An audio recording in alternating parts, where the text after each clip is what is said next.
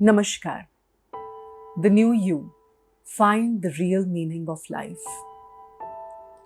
एक बार एक शहर में एक साहूकार रहता था, बहुत ही दयावान।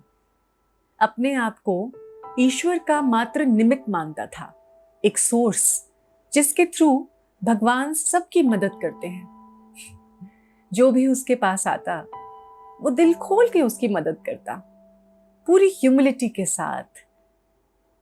अपने आप को किसी भी तरह से कोई बड़ा इंसान नहीं समझता था। और ऐसे ही जीवन जीते जीते एक दिन उसका बेटा हुआ। शुरू से ही साहूकार ने देखा कि बेटे के रवैये में जीवन को लेके कुछ कमी है। उसका बेटा उसकी विजडम से कोसों दूर था, जीवन को बहुत ही अजीब ढंग से जिए जा रहा था, बिना किसी उद्देश्य के, बिना किसी लक्ष्य के, बहुत ही पर्पसलेस लाइफ जी रहा था। जैसे जैसे बेटा बड़ा हुआ, साहूकार की चिंताएं भी बड़ी हो गई। लेकिन एक दिन साहूकार ने सोचा कि बस अब बहुत हुआ, अब मैं अपने बेटे को जीवन का अमूल्य सबक सिखाऊंगा। जीवन का असली अर्थ इसे समझ आना चाहिए। एक सुबह उसने अपने बेटे को बुलाया और उसके हाथ में एक बस्ता रखते हुए कहा कि जाओ और एक खजाना छुपाया है मैंने बहुत दूर यहां से, उस खजाने को ढूंढ कर यहां लेके आओ। जब बेटे ने उस बस्ते के अंदर झांका तो मात्र 4 जोड़ी कपड़े थे, हर एक सीजन के लिए एक जोड़ी कपड़ा। कुछ फल थे, सूखा अनाज था जिससे कि उसका वो पेट भर ले अपना रास्ते के अंदर। लेकिन ये सब कुछ देखकर बेटा बड़ा खुश हुआ और उत्साहपूर्वक अपने बाप से कहा कि पिताजी, मुझे ऐसा लगता है पहली बार आप जीवन में मुझे समझ पाए हैं कि मुझे लाइफ पे चाहिए तो चाहिए क्या। ये तो बड़ा ही एडवेंचरस काम आपने मुझे दे दिया है। मैं जरूर जाऊंगा और देखना, मैं खजाना ढूंढ निकालूंगा, वापस लेके आऊंगा। ये कहते हुए उसने बस्ता उठाया और घर से निकल पड़ा। खजाने की तलाश में उसे रास्ते में कई नदियों का, कई चट्टानों का, कई बड़े बड़े पर्वतों को पार करना पड़ा। मौसम बदले, कभी बहुत तेज वर्षा का सामना हुआ तो कभी उसके सिर पर ओले बरसे। कभी उसका अनाज खत्म हो चुका था तो उसे आसपास के लोगों से मदद मांगनी पड़ी। ऐसे ही कश्मकश में, लेकिन खजाने को अपने मन में रखकर जब वो आगे बढ़ता गया तो कुछ महीनों बाद वो उस चट्टान के पास पहुंच ही गया जिसके नीचे वो पेड़ था जहां खजाना छिपाया गया था। क्योंकि उसके मन में धुन रमी हुई थी, खजाना ढूंढना है, अपने आप को प्रूव करना है, पिताजी के पास लेके चलना है। तो उसने दिन रात एक कर दी। उसकी नींद गायब हो गई, उसकी भूख प्यास गायब हो गई। उसने जहां तहां खजाना ढूंढना शुरू किया पेड़ के आसपास। लेकिन 4 दिन बाद उसकी हिम्मत जवाब दे गई।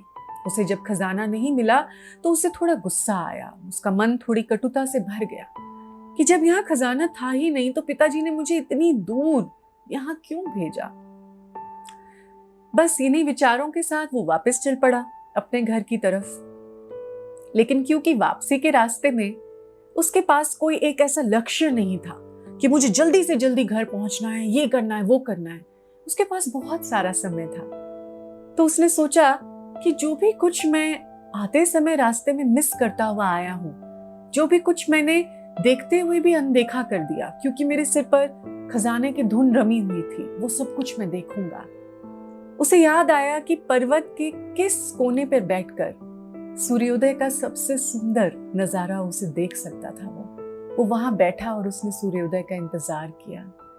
उसे याद आया कि सूर्यास्त के समय जब पूरा आकाश लालिमा से भर गया था तो वह जल्दबाजी में उस लालिमा को इग्नोर करते हुए बस आगे बढ़े जा रहा था। उसने अब सूर्यास्त का इंतजार किया, उस लालिमा को जी भर के अपने मन में समेट लिया। उसे याद आया कि बहार ऋतु के समय कुछ ऐसे फूल थे जिनकी सुगंध उसे इतनी मनमोह गई थी कि वह चाहे तो पूरी जिंदगी उन फूलों के अंदर, उन फूलों के आसपास बिता सकता है।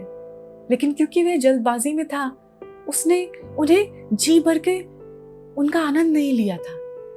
तो उसने खुद से प्रॉमिस किया कि मैं अब यहाँ रुकूंगा और मैं बसंत ऋतु में उन फूलों को देखूंगा। उसने देखे कैसे वो फूल खिल रहे थे, कैसे उनकी खुशबू रंग बिखेर रही थी।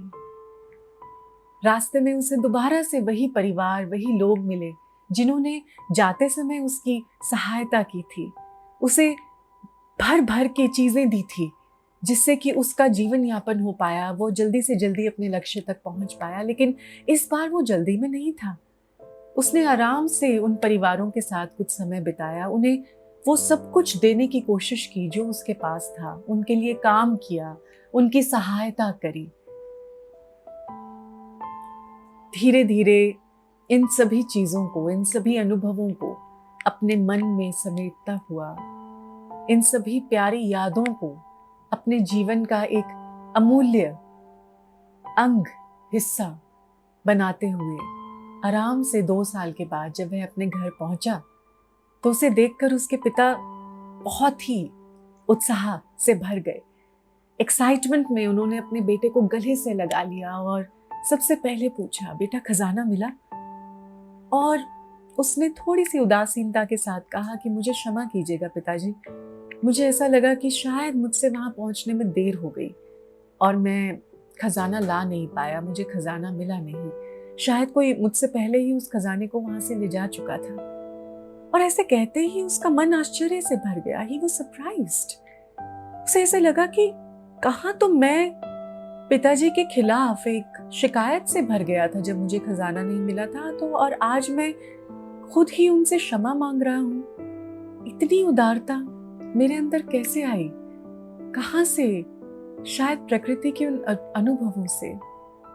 शायद जब मैं जीने का एक राह ढूंढ रहा था, मेरे पास अनाज खत्म हो चुका था, कंद फूल खत्म हो चुके थे, तब कैसे मुझे प्रकृति ने कुछ चीजें देकर जिंदा रखा और मुझे एहसास हुआ कि जीवन में मैं किसके पीछे भाग रहा था। जिंदा रहना तो कितना आसान है। प्रकृति हमारा ध्यान रख लेती है, चाहे हमारे पास कुछ भी ना हो, फिर भी जिंदा रहने के लिए जो चंद मात्र चीजों की जरूरत है वो हमेशा हमारे पास होती ही होती है। इन सभी बातों को याद कर ही रहा था कि उसके पिता ने उसका सिर सहलाते हुए कहा कि बेटा वहां खजाना था ही नहीं तो तुम्हें कैसे मिलता? ये सुन के तो वो और भी आश्चर्य से भर गया और कहने लगा कि पिताजी फिर आपने वहां मुझे क्यों भेजा? शायद इसलिए कि मैं ये जान पाऊं कि खजाना कहीं दूर किसी उद्देश्य, किसी लक्ष्य में नहीं छिपा। खजाना तो हमारे इस जर्नी में छिपा है, हमारे इस रास्ते में छिपा है। प्रकृति के रंग, सुंदरता, जादू है। कितना जादू! फूल खिलते हैं, अपने समय से खिलते हैं, अपने समय से मुरझा जाते हैं। हर चीज अपने समय से होती है, तो मैं किस लिए भाग रहा हूं? जो भी कुछ होना है वो अपने समय से होकर रहेगा पिताजी। क्या यही खजाना था जिसे ढूंढने के लिए आपने मुझे इस रास्ते पर, इस सफर में भेजा? और पिता बस मुस्कुरा के चुप हो गए, शांत हो गए, जैसे उन्हें समझ आ गया हो कि उनका बेटा समझदार हो चला है। लेकिन तुम और मैं कब समझदार होंगे? हम तो अभी भी भागे जा रहे हैं, भागते भागते अपने खजाने से वंचित रह गए हैं। खजाना जो हर रोज हमारे चारों तरफ सुंदरता बिखेर रहा है, खजाना जो हर रोज चिड़िया की चहचहाहट में, फूलों के खिलने में, रिश्तों के प्यार में, हर एहसास में हमारे साथ है, हमारे पास है।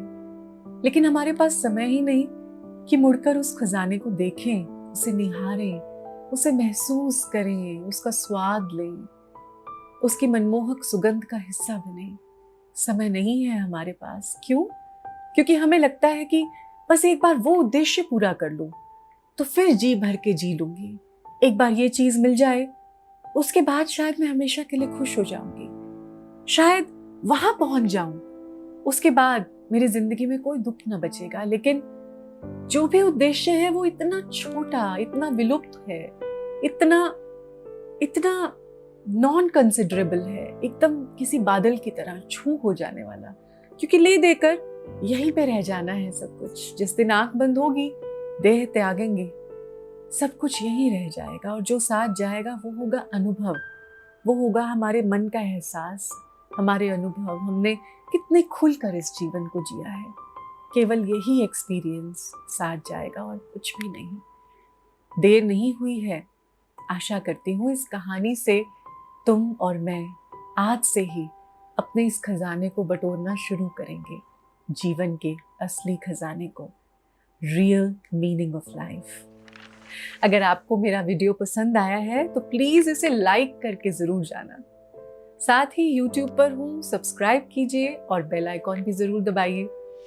फेसबुक पर क्वींस का बहुत बड़ा परिवार आपके स्वागत के लिए आतुर है, तो प्लीज आइए और फेसबुक पर डॉक्टर शिवांगी मलेटिया को ज्वाइन कीजिए। इंस्टाग्राम और ट्विटर पे भी मैं कई बार आके पर्सनली आपके साथ चैट्स में एंगेज्ड होती हूँ, तो वहां आकर भी मुझे फॉलो करना मत भूलिएगा। शुक्रिया।